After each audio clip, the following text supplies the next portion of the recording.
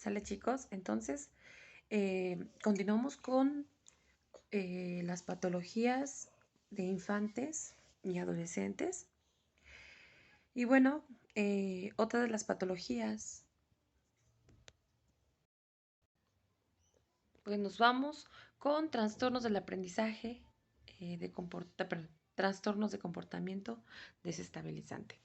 ¿Sale? Entonces, vamos a tener, se va a ver ahora sí la presentación a continuación. Listo, chicos, regresamos ahora con los trastornos de comportamiento desestabilizante. Recordemos que algunos de los trastornos que de alguna forma entran en esta etapa es el trastorno de déficit de atención con hiperactividad. Y hay tres predominios sumamente importantes que engloban esta enfermedad. La primera es la hiperactividad motriz. Sabemos que ellos no pueden estar estables en un solo sitio, así que necesitan estar en constante movimiento. Suelen ser impulsivos y tienen una desatención muy desbordada. Ese tipo de hiperactividad pues se puede diagnosticar con el formulario o la escala de Conners, aquí el bien lo dice, y Eisenbach. Ajá. Y bueno, empezamos con los predominios, que la primera es la desatención. No presta atención a detalles, errores por descuido de tareas escolares.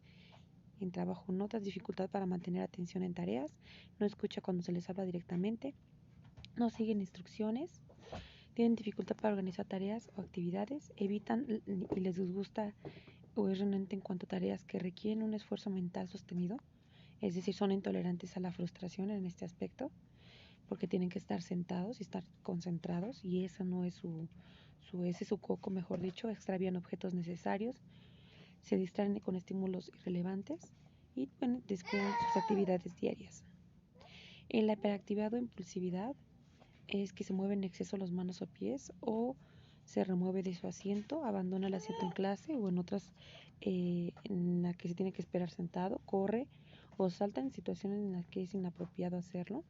Tiene dificultades para jugar o dedicarse tranquilamente a la actividad de ocio. A menudo actúa como si estuviera en marcha y habla en exceso, es decir, tiene verborrea. Impulsividad. Chicos, ahorita les voy a comentar que este trastorno no es tratado, más adelante cuando llega a ser, está a principios de lo que es la adultez emergente y la adultez media, pues obviamente si se agudiza, llega a reclasificarse como un tipo de ansiedad. Bueno, otro de los, bien les decía, de los predominios es la impulsividad, que se precipita a respuestas antes de haber sido completadas las preguntas, tiene dificultades para guardar su turno y a menudo interrumpe o se inmiscuye en actividades de otros. Chicos, esto se los voy a dejar aquí, ustedes pueden ponerle pausa al audio, aún así también la presentación la voy a dejar más adelante cuando se concluya. Está la lactancia, cómo se puede diagnosticar o se puede percibir cuando está en la etapa de lactante, en la etapa preescolar, en niños de edad escolar, adolescentes, ¿sale? El por qué se da. Vemos que esto es genética, se da en parte heredofamiliar. Hay factores médicos generales, es decir, que puede ser de alguna forma entra en la parte de que eh, se da en el embarazo o es postnatal pues antes de prenatal. Hay esa disposición genética. Diagnóstico. Chicos, aquí entra lo que es nuestro apartado, los psicopedagogos y psicólogos. Hacemos entrevistas de primera vez, ya que entra la historia clínica. Tiene que haber una exploración por parte de los enfermeros, el estudio de plomo, de igual forma los paidopsiquiatras, que son los psiquiatras de niños, son los que se dedican a esto. Y también entramos también igual pedagogos, psicopedagogos y también psicólogos en cuanto a las pruebas escolares. Entra todo el equipo coeducativo. Tratamiento vemos que tiene que ver con psicoestimulantes, antidepresivos, terapia nutricional, etcétera. Y viene ahora sí otra patología que es muy interesante, que es el trastorno disocial. Bien nos decía que este consiste de alguna forma en llevar a cabo cosas, violaciones de normas, derechos, normas sociales, hay muchos comportamientos violentos, ¿sí? Y entonces la mayor parte tiene que ver con un estado de ociosidad, impulsividad conductual, aquí decía susceptibilidad al aburrimiento, ajá, busca conductas estimulantes y una de ellas es consumo de alcohol y sustancias eh, para estimular o automedicación. Y vemos algunos tipos de conductas que anteceden a esto, ¿no? Entonces, chicos, aquí es donde entramos con, de igual forma que si no se trata, psicopatía, es decir, un psicópata. Hay que tener cuidado con estos, chicos. Y vemos que los diagnósticos son agresión a personas o animales, destrucción a la propiedad, fraudulencia o robo, violaciones graves de las normas. El por qué se da. Vemos que, chicos, aquí hay los padecimientos tiene que ver con todo lo circunstancial, lo que vive el niño dentro de casa, como abusos físicos, sexuales, ¿sí? Factores socioeconómicos, negligencia. Y a lo que se refiere a defectos del superior, chicos, vemos que el superior es el héroe. Entonces, aquí, en su nivel cognitivo, la personita o el individuo que padece por lo general suele tener una carencia cognitiva por algún tipo de hormona o sustancia que no esté segregando en su encéfalo. Entonces, porque puede, como todo, ¿no? Tener una circunstancia en casa, o no la puede tener, pero puede, de alguna forma, tener este tipo de conductas. Creo que hay una peliculita ahí que, la recomendaron, no recuerdo bien cómo se llama. El diagnóstico es repetitivo, comportamiento antisocial, agresión física, comportamiento cruel con los compañeros, ahí están los que ejercen el bullying, niños que pueden presentar hostilidad, abuso verbal, etcétera, ¿no? Tratamiento, chicos, aquí entra mucho la terapia individual o familiar, entran los pedopsiquiatras en todo caso de que no sea tratable y bueno, viene el trastorno negativista desafiante. En esa etapa, chicos, se da más en la etapa de los adolescentes. Ajá.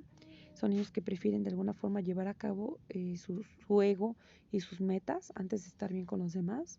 Son niños que presentan actitudes discutidoras y desobedientes, no respetan los derechos de los demás y pues tienen episodios, vemos aquí, de hipomanía, ¿no? Y bueno, estados de ánimos crónicos del estado de ánimo, imagínense. Chicos, es importante saber que como el adolescente todavía es un niño, hay que saber discernir cuando un niño está depresivo. Un niño irritable es un niño deprimido. La etiología, el por qué se da, vemos que hay problemas en la forma de disciplinar, chicos. Esto se da mayormente cuando vemos padres que no ponen límites. Entonces, por lo general suelen ser muy permisivos y vemos que hay problemas parentales para disciplinar, estructura y fijar límites, identificación del niño con un progenitor con trastorno impulsivo o agresivo, ve a su héroe, su papá, a su líder, a su figura de autoridad como algo magnánimo y copia esa conducta. Déficit de vincular por falta de disponibilidad emocional física de los padres, hay en par que no está, deterioro en el desarrollo de regulación, en el afecto de la cognición social. Diagnóstico, chicos, si esos niños no saben tener una interacción bien, antes de los 30 minutos, pues va a tener una disputa o un altercado con los demás niños. Es una manera de poder diagnosticarlos. Tiene que tener una evaluación psiquiátrica, chicos, esto es importante, un psiquiatra en ese tipo de trastornos, ¿sí? Tratamiento. Recordemos, chicos, que también durante estas etapas, el tratamiento que deben de tener los chicos debe ir acompañado de su progenitor, su tutor.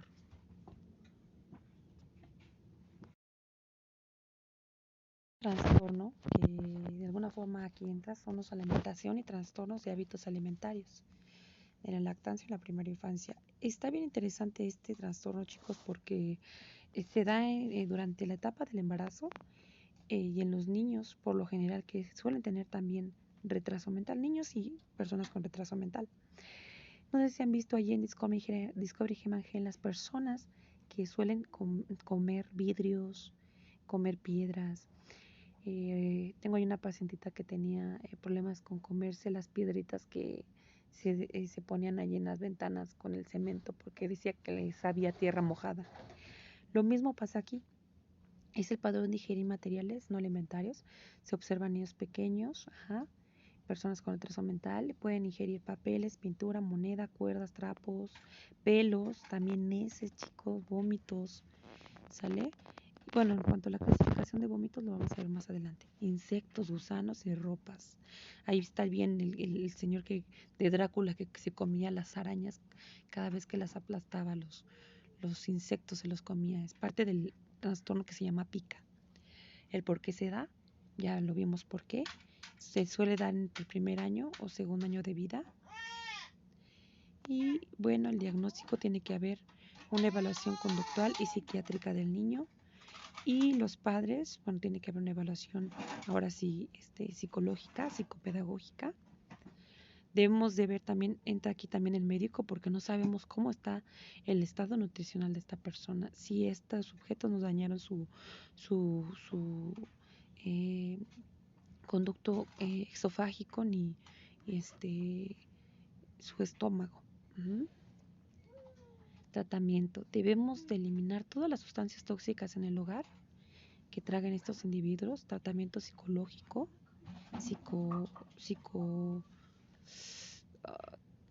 también psicopedagógico. Y bueno, esto entramos más nosotros, más que otra persona psicoeducativo.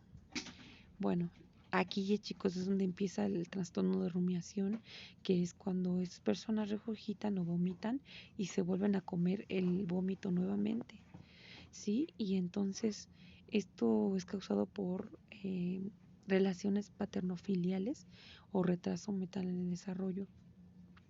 También tiene que ver con el reflujo.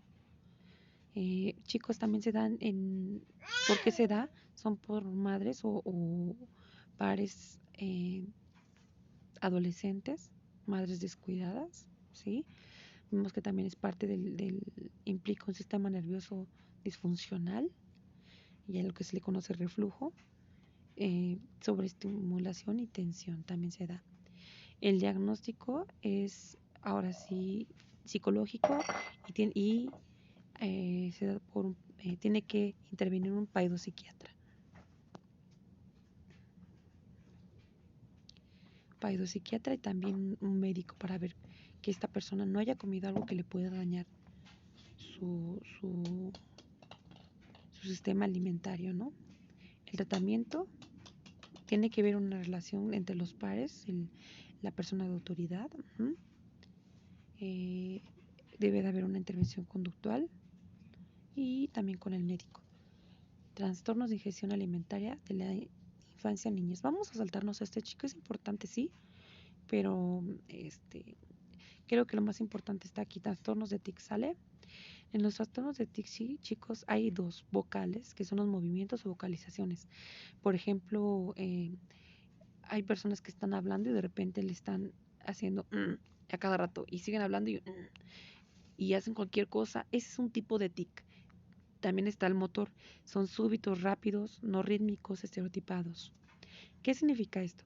Están los simples, los motores. Son movimientos esporádicos, encogimiento de hombros, parpadeos también. Y están los vocales, que son quejidos, olfateo y garraspeo, como bien les decía. Los complejos o motores son muecas, inclinaciones, golpeteos. O están los vocales, que es la ecolalia, inflexiones, acentos extraños. No sé si han visto a Adal Ramones, que es un narrador de comedia, que estuvo no me acuerdo cómo se llama el programa, pero él se echaba mucho el hombro hacia atrás. Ese es un tipo de tics también. Entonces es percibible, ¿no? El trastorno de tic transitorio, chicos, esto solamente se da por un cierto tiempo.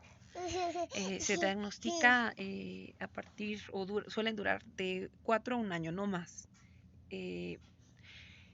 Puede ocurrir en la niñez de 5 a 10 años y no requiere tratamiento. Van saliendo de esta. No pasa nada. No Como es transitorio, no hay mucha importancia en cuanto a este tipo de tic. ¿Por qué se genera? Por ansiedad, factores estresantes sociales y autoestima. Aquí hay una hojita, chicos, en cuanto al DSM, que lo pueden estudiar con más detenimiento. Y ahora los trastornos de tic motores o vocales crónicos, que consiste generalmente en quejidos, se asocia con ansiedad y depresión y se inicia durante la niñez de 8 a 10 años. Tratamiento, intervenciones psicosociales, tratamientos y tranquilizantes menores, ¿sí? Chicos, ese es un trastorno demasiado interesante, que es el trastorno de Tourette. Hay una película que se llama Lo dejé allí en una liga, no recuerdo cómo se llama el nombre, es muy interesante, algunos creo que alumnos ya lo vieron,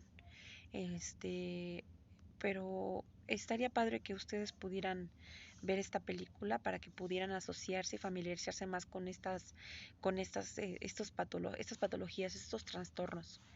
Vemos que hay presencias de tic vocales, ajá. Hay un diagnóstico que dura los 12 primeros meses.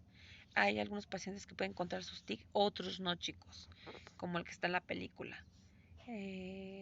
Los TIC motores pueden ser autodestructivos. Chicos, si a lo mejor generamos presión en este tipo de personas, la ansiedad puede despertar o agudizar el tic. Ajá. O entre ellos hay algunos autodestructivos, que es el rascarse, cortarse, y suelen ser automutilativos, violentos con ellos mismos. El tratamiento, chicos, hay terapia conductual, psicoterapia, aquí entramos también los psicopedagogos, ajá, los maestros, educación especial, y pues también está la parte del área psiquiátrica pedopsiquiatra. Entramos con los trastornos de comunicación, ¿sí? Chicos, es muy importante aquí porque eh, se basa en alumnos que vamos a tener en un futuro.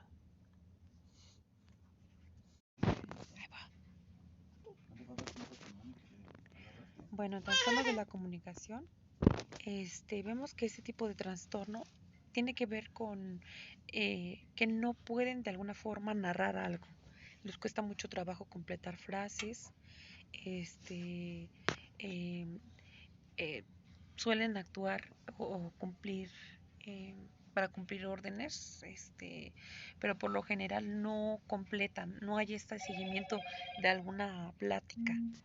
Entonces, en cuanto a la etiología, tiene que ver con un daño cerebral, un retraso de la maduración del cerebro, se da en personas zurdas y ambidiestras y también gemelos monocigóticos, ajá. Tiene que ver también con factores genéticos, heredofamiliares y ambientales y educativos. El diagnóstico se da una valoración psiquiátrica, pedopsiquiatra. Tiene que haber un neurólogo también que predisponga o tenga este diagnóstico.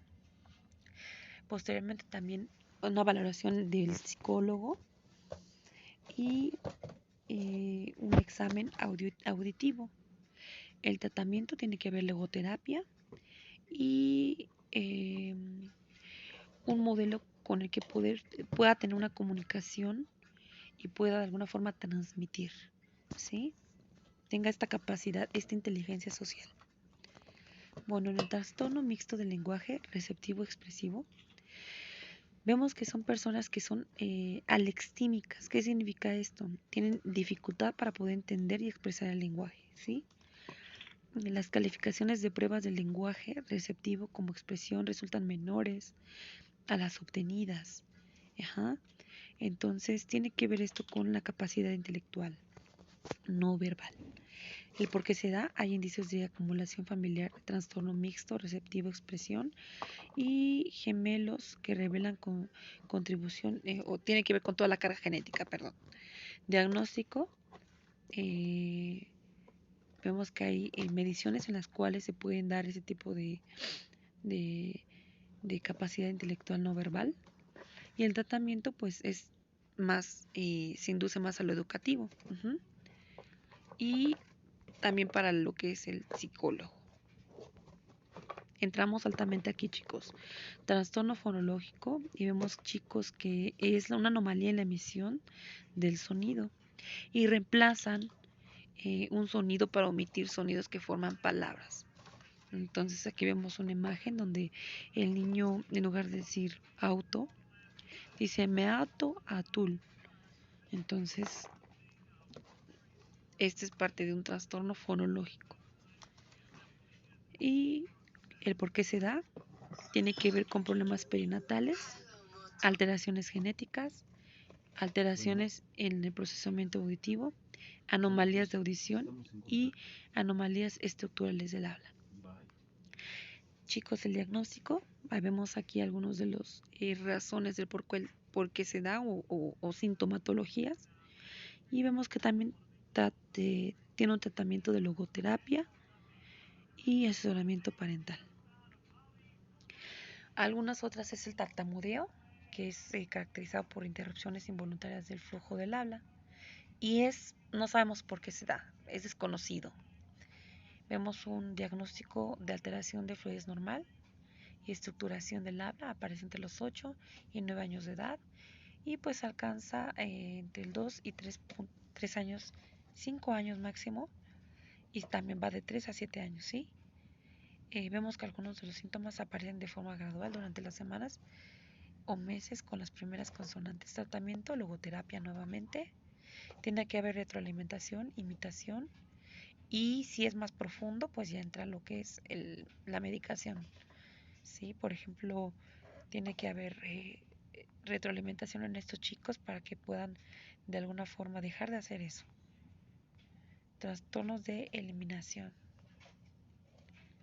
La ecopresia, chicos, que es la incontinencia fecal en la ropa, cama y suelo. De esto se da a partir de los 4 años de edad en adelante, es cuando ya tienen un buen manejo de esfínteres y cuando generalmente tienen este tipo de trastorno, pues ya es cuando se puede detectar, ¿no? Y es cuando tienen 4 años de edad. Las consecuencias puede ser que tenga estreñimiento crónico, acompañada de dolor, mal olor y sensación de vergüenza. Aquí vemos uno de los criterios en el DSM y la causa puede ser hipotiroidismo, tiene que ver con algo hormonal, hipercalcemia, que son niños que calcificados de manera aguda, fisuras, malformaciones, estenosis rectal, déficit de lactasa e ingestión excesiva de grasas. ¿Cuál es el tratamiento?